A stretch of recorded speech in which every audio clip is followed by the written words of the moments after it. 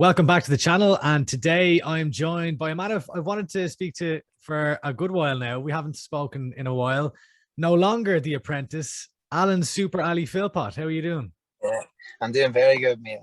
Very good. Good to be back and speaking about my fighting career again. It's been a while. It's, 2 years Yeah, out. You're back. So you've got a fight coming up on Saturday, May 7th at Eternal 65 against, it was Justin Van Heerden. yeah, that's correct. Yeah. So firstly, I mentioned the nickname change. So no longer the apprentice, Super Ali. What spurred that on? So I started working with a sports psychologist, Dave Naive, and no, we were chatting. I was just telling him about the career and everything, as it went along. And I was telling him obviously the name, The Apprentice, and he's like, "Oh, it's cool, cool." He goes, "But that's done now. It's time to reinvent myself. No, get a character going, like something that's really going to stand out and make me feel like that it's like a superpower, as if to say." And since I was a kid, they've always sung Super Ali, Ole, Ole, Ole. And I don't know, it just clicked. No, he was wearing it, like, funny as I said it, and then he was wearing this like Superman top, and it was just like all aligned at once. It was like, no, I feel like whenever I'm out there and I'm hearing that song, like that gives me a feeling I can't describe. No, that's my anthem. Do you know what I mean? And no, I feel whenever I talk about being Super Ali, I feel like a Superman or a superhero as such, and I can be someone different. Alan, you're one of the veterans of Irish MMA now. You've been around the game a long time, and you know we were so used to seeing you fight on the UK and an Irish scene. You're now living in Australia. It's been 2 years since your last fight on One Warriors series. You spoke there about it sounds like almost like reinventing yourself. Is that what Yeah, the way you're approaching this? You're coming back after 2 years. 100%. Definitely, I'm a totally different person. No, I'm just in general. No, just life's been crazy the last 2 years, and it's given me a real good opportunity to sort a lot of things out. One of the things in the past was no lack of discipline. I was always looking for excuses or trying to blame someone whenever really it was always the choices I made and the actions that I took. So once I understood that and accepted that, and I realized, no, there's a lot of little holes that need filled, and I've just been spending the last couple of years doing that, just filling the holes and trying to better myself as a person, and just enjoy the sport again. I mean, I came like, well, I loved it, always loved it, but like it came a point where it's like it's all I had, like it's all I knew, and it was more like I didn't really have a choice. And then when I came to Australia, and decided to stay, and no, the fights weren't as I wasn't fighting as often, and there was no sort of living life a little bit. Let me realize, like, no, I want to do this, like why I started doing this and why I followed this path, and no, that's really the last couple of years that's really took off, and I've got inside my head, and yeah, like you could say, I've reinvented myself. I feel like a totally different person and a good all round fighter now. And has that been a lot to do with the work that you've been doing with that sports psychologist? And because you kind of did, you had a bit of a chip on your shoulder, right, in previous Yeah. years. Yeah, it did, and I know, and I would, to be honest, I would have let like what other people were getting, like say, no, there's other people that probably were getting opportunities over the likes of myself and that, and no, I let it get to me, I let it burn me, and I was focusing more on that rather than my own journey and my own path. I've only started working with Dave over the last half a year, maybe a wee bit more, but he's really opened up a few doors, and like the reinventing myself, like that was I was sort of doing it without realizing it. And then whenever he pointed it out to me and gave me all the exercises and stuff to do, and we talked about the name change and that, no, it really stuck out, and like it felt right. Everything just felt right. I felt like I have done an apprenticeship, because I feel now that even though I have a 49 MMA fights, like this next one's my 50th, I feel like this is the first one I'm getting into where I've got a full understanding of the sport, and even like the mindset is like the mindset in there, like when you're getting tired and fatigued, that it's in there is what keeps you going. And the past, no, I'd have let that overtook me, and then I'd be, oh fuck, like I just fatigued and get tired. That's why I got beat. But really, I could have just kept going if I stay strong in there. It's crazy that this is your 50th MMA fight. So that's obviously across amateur and pro. Yeah, You're, same as you're only 29 years old. Is that mad to you, that 50th fight? it is mad, like it is, but at the same time, like no, I don't know, it feels normal too. That's only MMA. Then that time I've five or six kickboxing pro fights. I've done loads of jits tournaments and that. But no, I don't know. I guess like I done this sport to compete and test myself and be the best. So it doesn't feel like unnormal. Do you know what I mean? It feels a wee bit like fuck. That's pretty good going considering the age and the way everybody handles fights these days. They have a fight, then they need like 3 or 4 months off to go again. Though I was fighting sometimes 2, 3 weeks in a row, different weights. No, that's what I do this sport for. And like I say, I lost that for a while, but now I love it. You know what I mean? Like I'm happy to change up weights and that. But obviously it's not smart career wise. But that's to me, I'm happy to do that. And how has life been the last while? You're living out in Sydney these days. I see you've a dog. You're all loved up as Yeah, well. It yeah, looks like you're happy out there.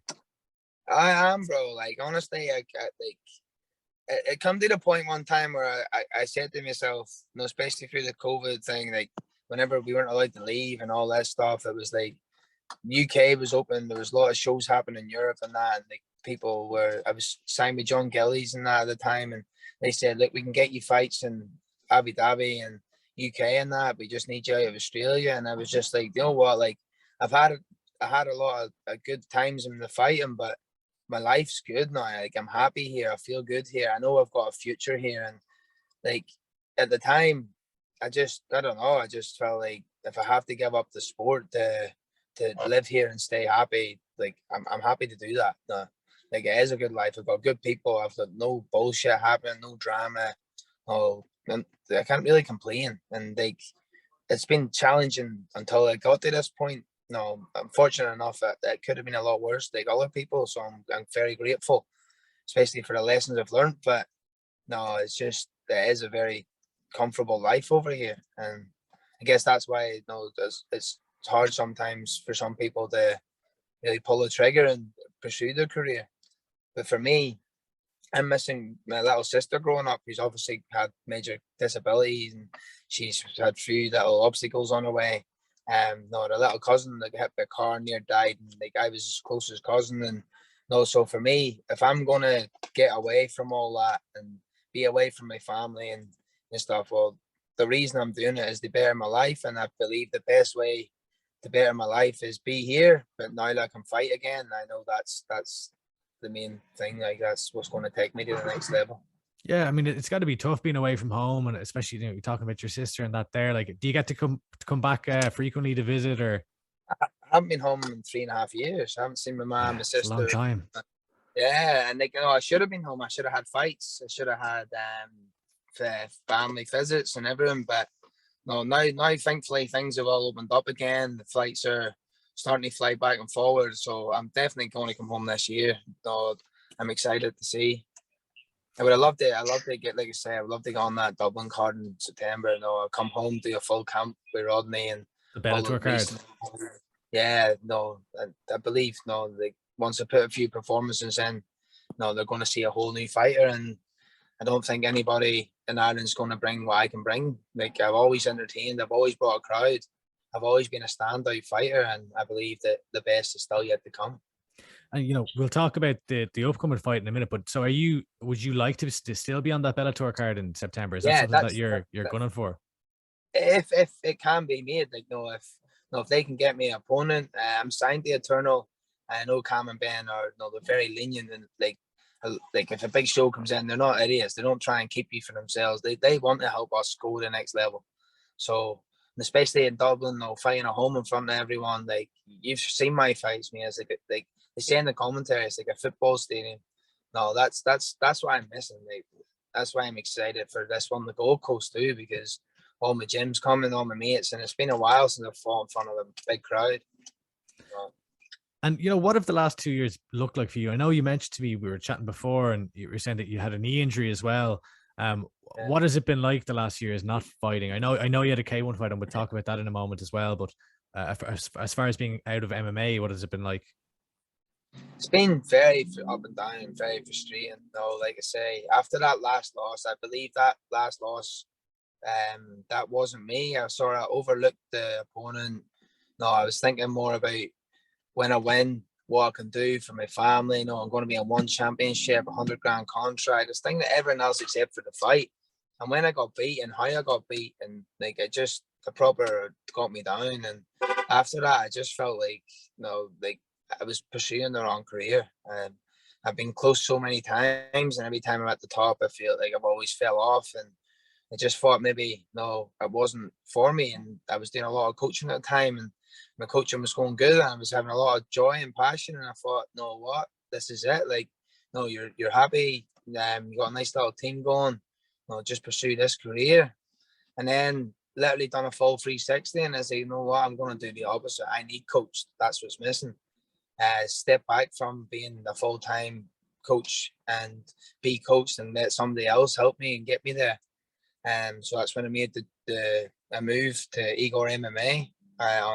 And since then, like I say, bro, my knowledge and my games just evolved, especially in the wrestling and grappling department. Like my coach Igor, he makes the simplest things out of like hard equations. You know? Like it's something that me and Josh Cullivan, my teammate, we'll be saying there, he'll to give us something to try and figure out. And we're trying to figure it out, and like we're making this like making it real difficult. Maybe we can't get it, and we'll ask him, and he shows something so simple, and it's just like it's crazy. It blows my mind. Like I'm literally getting my mind blown, and I'm learning so much and evolving as a fighter. And like I say, this is what coming into my 50th fight. It's the first fight I feel like I'm proper understanding things. Yeah, so like you were obviously, but by the sense of things, you were coaching yourself. You were your own head coach for a period of time, and now you've taken that step back to say, no, I need help. I can't just, you know, make all the decisions myself. Yeah, definitely. No, like I say, I was traveling around Sydney and New South Wales and getting lots of good training, like with Martin Noon, no Ross Pearson, Jamie Malarkey. No, I went down like through the first COVID. I was part of Alex Volkanovski's camp against Max Holloway. And then I had my knee injury, so I missed the next fight. And then the Ortega camp, I was down for a start of it. No, so and I've been helping Josh. So I've been helping all these UFC fighters like Jamie, Josh, and Alex, and then I was helping all the amateurs getting ready for their tournaments. And whenever there was amateur shows in between the COVID breaks and that, there was shows pop up. I was helping everyone get ready, like, and I was the one just sitting on the sideline. So I was just like, no, I was full of frustration. I was full of frustration. As much as it was great to see everybody progress, I wasn't say jealousy, but no, there's a wee bit like, fuck, why am I not getting my opportunity? Especially after so much I've given to the sport and so much I've done. You know, I felt like no, it was just I felt like a victim, to be honest. I had a bit of a victim mentality, which was obviously the wrong mentality because everybody's path is different. At the same time, I feel like it screwed me as a person to get me where I need to be. And how did you get past that? Like, how did you get to the point where you're saying, okay, you know, I am still in the mix here, and I am, you know, I'm going to stand up and be counted, and you know, not kind of fall prey to the idea of just kind of being frustrated, I guess. Be honest, it's just after seeing so many good fighters fall off whenever they've been so close, it's just made me think, no, I don't want to be that fighter, like where I could have done it and I'll never know.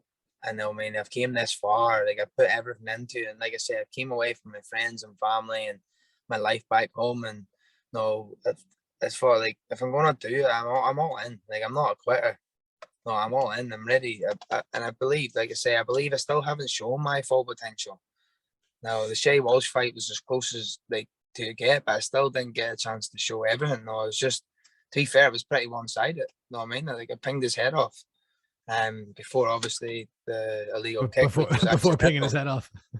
Yeah, you know what I mean? But I literally pinged the head off one of the best UK prospects ever. Like he's trained with, he was part of Alex Volkanovski's camp too, way before me. He's trained with some great people. He was beating some good people. So I was in that fight. Everyone thought I was going to be the other way around. He was just going to maul me. You know what I mean? And it wasn't like that. So I know I've got it in me. What's it like being? What's it like being part of? Sorry, I didn't mean to cut across there. What's it like being part of Alex Volkanovski's camp? And you know, how much work have you done specific? Like, you know, have you been like one-on-one sparring with him, or to what extent were you working with him? Nah, well, so to be fair, the guy I'm fighting, he's from Alex's gym. Justin's actually from Alex's gym. But no, before Justin came down to that gym, I was down in Alex's. Like I said, it was me, Jamie Malarkey, Josh Cullerbell, Blake Donnelly, a few other ones. It was just us. Everything was just it was just Alex and us, and that's why I believe that was a big part of it too. Like why I'm working so hard, because I've seen what it takes, and honestly, I've never seen anyone work as hard in my life. Like he is special. Like he was doing like 10 rounds sparring, getting a fresh man every round, and he won every round. He's doing the conditioning every day, like, and it's just like this was the things that I was thought was going to be overtraining. So I mean, there was no. I thought like I trained hard before, and like no, be doing what he was doing. I thought that was going to be overtraining, but it's clearly not. Do you know what I mean? He's unbelievable. Like he's a specimen. What do you think It's sets him great. apart? What do you think sets him apart from the rest of the UFC featherweights? I mean, like, you know, when you look at fighters in general, people will often say, well, this guy, you know, he's an incredible striker, he's an incredible kickboxer, he is elite level jiu-jitsu or wrestling. Volkanovski seems to be, there's no like one standout attribute for him. What is it that sets him apart? Honestly, I think it's just his mindset. Like he's just a goer constant, but he's very smart though. I mean, like in his fight, he evolves to every fight. Like he's knowledgeable and he loves it. Like he enjoys it, and he like I don't know. He doesn't have that thing where, oh, I'm world champ, I'm better than the rest. That's it. Like when he's there, it was like he was one of the boys, and no, it was good, bro. It was a very very good experience. No, I'm glad I had it. I'll always remember it. And like I say, I took a lot from it, but the main thing I took from it was like obviously so much more skill, but the skill like, we were all skilled, but it was his work ethic and how like no, even we were feeling fatigued and flats at times and needing a rest day, and like he's still in there pushing. Even when, and that's why I asked him one time. I was like honestly, like I feel like I don't want to quit, but sometimes my body just I'm just done. And then I said, do you never gas or fatigue? Or he goes, you do. You just have to keep going. And I'm just like, that was mad. But it was And great. Like I said, it was awesome. No, to see that, be a part of it. And, no, I learned a lot and took from it. And no, I'm thankful because when I beat his teammate, like a lot of the stuff came from him. So he you helped got me. you. He helped me beat his teammate. Exactly. You know, speaking of featherweights, this fight is a featherweight. You're jumping up in a weight class. Is that the plan moving forward? What prompted the move Yeah. up? At the minute, no, I'm a lot bigger now. I'm walking about a lot bigger and heavier, but I've been lifting continuously since I've been here. Got a good strength program going. I do see myself maybe getting back to bantam when I get signed to the UFC, or Bellator or something. Though, long as got plenty of knowledge, plenty of notice. But it was actually Jordy, the fight dietitian, Jordy Sullivan. You maybe be aware of him. He works with like Alex and Ezri Adesanya and all the boys, even Leon Edwards. And it was him that says that no, on the local scene I should stay at filler because we done the body composition thing. And I sent him and he's like, no, maybe locally I should stay filler. Then eventually when I do get signed, then we changed the whole program and changed like a body size. Because right now I'm basically like I'm not a small filler, but I could go a bit lower, but I'm a bit too big Kind for of bantam. on the verge where you're like almost in Yeah, between. yeah. Like no, like UFC featherweight's a lot different than everyone else too. Do you know what I mean? Like even Alex is he's smaller in height, but he's be twice the width. I mean, his legs would be my whole body width. Yeah. And One of them. how do you feel at featherweight? I mean, I'm assuming it's kind of Honestly, what you I were feel training at. the thing is, I feel unbelievable. Like I feel strong. I feel fit. I'm enjoying eating good. Like I'm not getting mad cravings because I'm not taking that any more out of me than I need to. No, I'm sitting here like no, I'm perfect position where I need to be now for this weight cut. No, I'm actually eating a bit more just to keep a wee bit on, just so that I don't go down too quick. Hmm. You know what I Like mean? what do you walk around at now? Like I know you're saying about you doing strength and condition there, and you've probably put on a bit of muscle. Now I'm maintaining 73 kilo right now. That's 2 weeks out. No, I mean I've been at this now for a couple of weeks because Jordy told me he wants me to be at the most 72 on fight week. Do you know what I mean? So I'm way ahead of schedule. So it means I'm getting to eat more, and it's not that I'm going eating shit or eating bad. I'm eating good food, and you know I'm very dedicated. And like I say, I'm not I don't have the temptations or anything anymore the way I used to. Like I'm proper disciplined and focused, and I'm excited to fight at featherweight because I believe that's what's been missing from the power. Because like for years I've been punching the face off people, and I've just been missing that knockout. And I believe it's like all them big weight cuts and stuff has been taken out of me. Where now, you know, I can sit in my shots a little bit more. I can, you know, have a little crack. I can take a crack. No, it's good. I'm excited to fight it this week. Yeah, you had a K1 bout there, and it was December, I believe it was. You got the win, and look, it seemed like it was a very emotional experience for you. Can you speak a little bit about why, you know, what it meant to get back in there, and also I know that you lost a dear friend also. What was the whole experience like for you?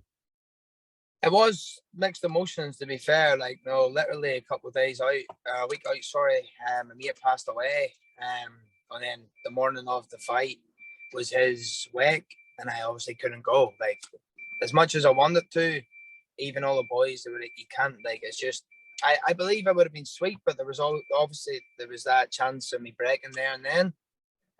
You know, I hadn't fought in so long. The guy is a very well-known, experienced kickboxer, Jonathan Tuhu. He's fought Sanchai and everything. He's the one that done the spinning kick. You bound to have seen it. Done like a spinning tornado kick and knocked the big tall guy out cold. So no, it was good. It was a bit of pressure as well because obviously I've been out of the ring so long. I haven't fought in so long. Even though it was kickboxing, it was still a huge deal. So just the emotions got to me. It just like I was able to hold everything back until I got in there, and then once I got that win, it was just like, fuck. It just felt good. You know what I mean? It just felt good to know that I've still got it. It felt good, you know, being able to stay strong when I needed to, and then obviously the emotions of my mate passing just got the better of me there and then because as soon as I won, like I knew that like it was over then. The fight was done then. I didn't need to be strong anymore. It was my time to fucking grieve. While everybody else had their chance, I had to stay away and, you know, stay in the gym and stay on course. So it was definitely just a different mix of emotions of, you know, sadness, excitement, happiness. No, dude, there was many different feelings there. Obviously, you know, having my big sister there was good. That like she hasn't missed many of my fights. So that was special as well. No.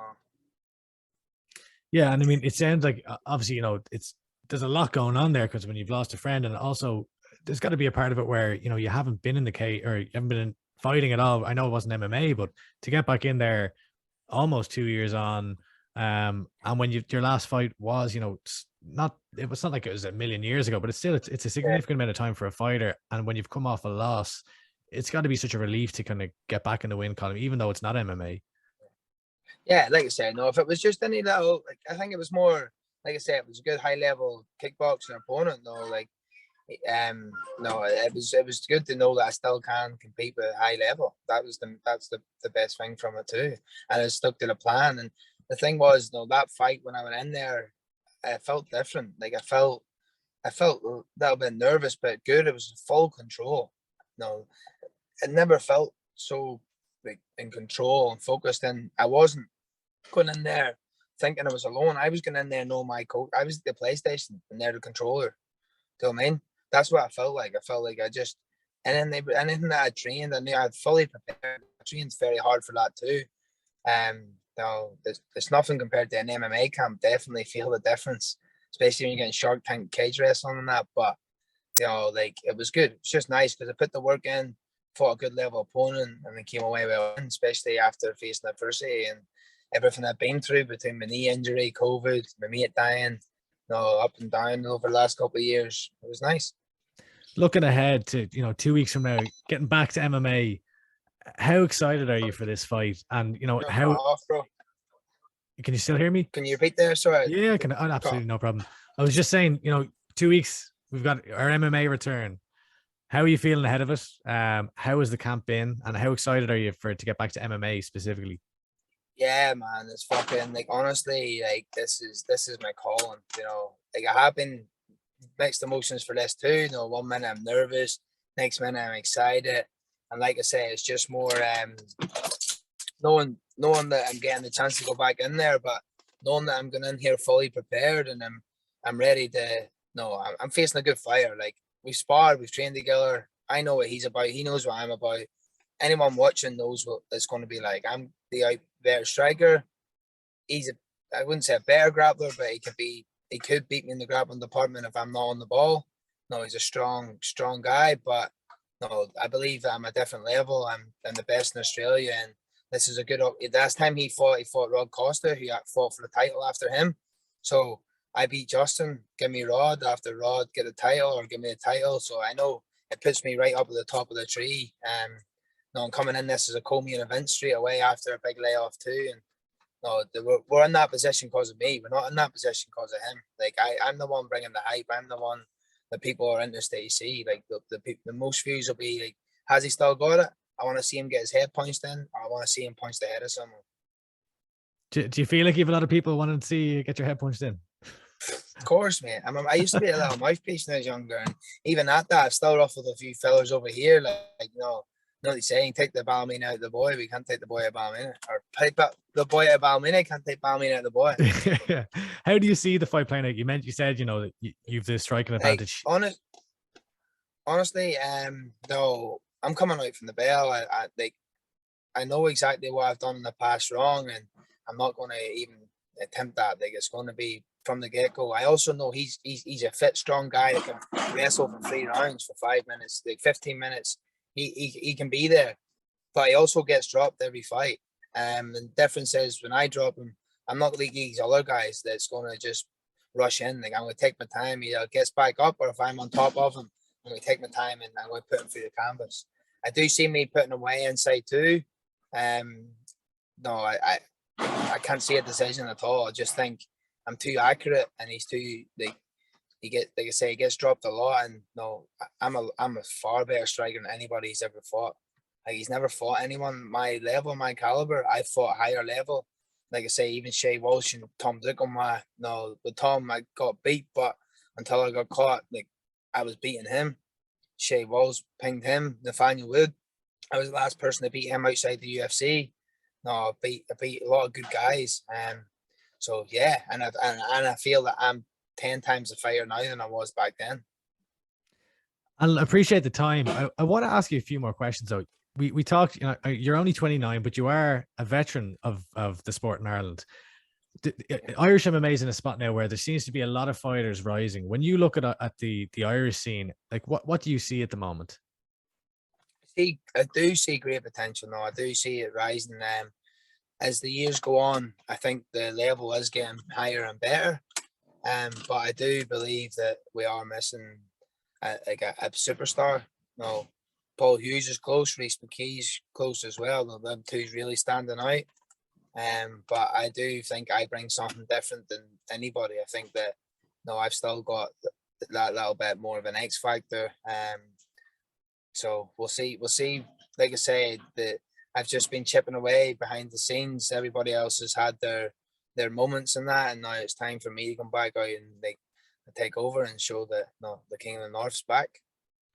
Yeah, and you mentioned 2 guys there, Paul Hughes and Rhys McKee. Paul, obviously the interim champion of Cage Warriors, and Rhys is now fighting for a title. Has just been announced against Justin Burlinson at Belfast. Are they kind of the main guys that you see rising up? Obviously, we've got Ian Gary and Dean Barry in the UFC itself, but are they kind of the next 2? Obviously, Rhys had his shot in the UFC before, but he got some very, very tough opponents there. Yeah, like 3 right in a deep end though. It didn't even get given the same chance, but the second fight is arguably could have went his way too against Alex Morano. But yeah, I believe them two's they're the 2 leading the way at the minute outside the UFC. I think though Paul obviously being the interim, but I'm glad that Rhys is sort of the plan was always get the Cage Warriors belt in the UFC. Obviously, he got that fast track and got the opportunity when it came. But I'm actually happy to see him back, readjust himself, and get that title. And then I believe he's going to go there in the next 1 or 2 fights as well. Same as Paul. Hopefully he can get that title, that world title, because he's that specimen too. Both of them are unbelievable athletes. To be honest, they've seeing the younger generations actually give me a kick up the arse as well, and see the push, because I used to be the young one on the scene. No, I mean, and even, yeah, I'm not old, but I'm older than these guys now. Like, these are the ones coming through, and these guys are doing some fucking really cool stuff, and no, it's exciting, and it's making me realize, like, if I don't start catching up and putting the same work, like, they work harder nowadays than they did back then, and they work a lot different, a lot smarter, and there's a lot more opportunities. There's a lot more resources and stuff, and no, like, especially the recovery and stuff, and these are all stuff that I wasn't doing, but these kids have been doing this, and this is why they're progressing. So I was like, no, I'm gonna have to start doing what these do and get and better myself, or So, otherwise I'm getting left behind. The same as there's a couple of kids in Liverpool, Liam McCracken, Marlon Jones. You know, they train with Mohammed Mokayev, and like there's a full team of them. And I remember when I was there, and they were only kids, and like we used to come in early just to watch them spar and train, and they're unbelievable. Now they're taking rounds off the bigger boys. I mean, they're the main people in the gym. And again, it's like I'm seeing what they're doing, so I'm like, all right, it's working for them. What can I? What am I missing in my schedule? They're doing and adding it in.